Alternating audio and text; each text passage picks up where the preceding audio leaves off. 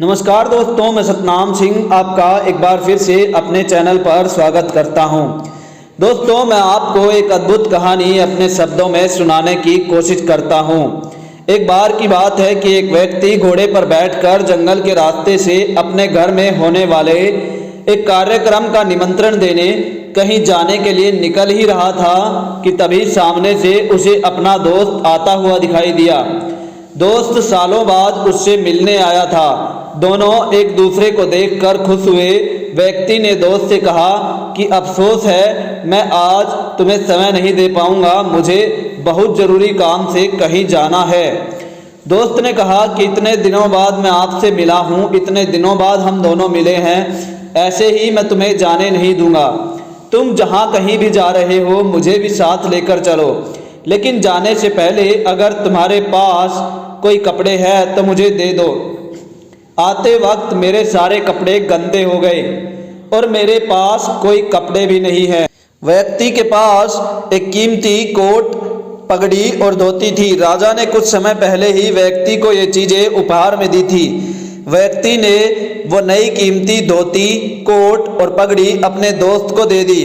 दोस्त उन कपड़ों को पहनकर राजा की तरह दिखने लगा और व्यक्ति उसके सामने फकीर की तरह दिखने लगा।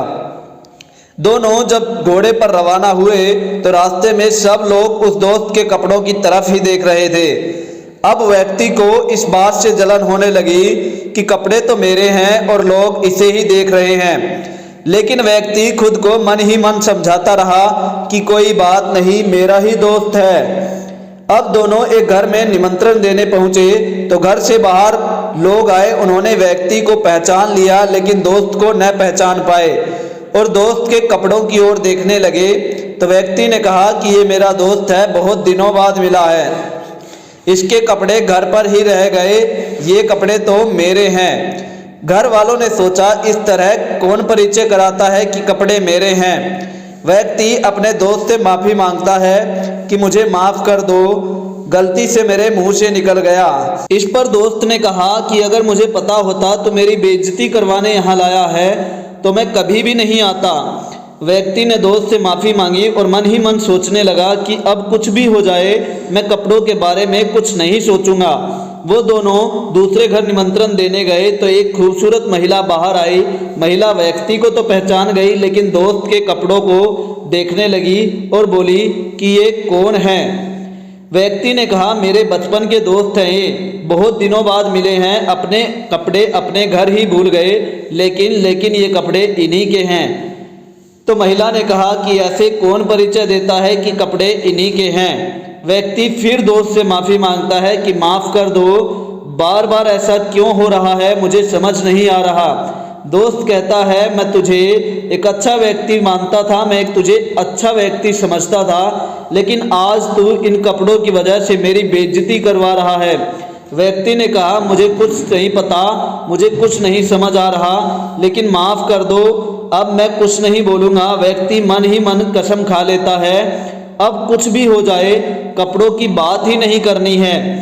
अब दोनों तीसरे घर में निमंत्रण देने जाते हैं। एक आदमी बाहर आता है और व्यक्ति को पहचान लेता है और दोस्त के कपड़े को देखकर पूछता है कि ये कौन है। तो व्यक्ति कहता है, ये मेरा दोस्त है, बहुत दिन बाद मिलने आया है, लेकिन अब कपड़ों की क्या बात करनी, कपड़े भला किसी के थोड़ी ना होते हैं, वो तो सब भगवान ने ही दिया है। कसम खाने के बाद भी उसने कपड़े का फिर से जिक्र किया।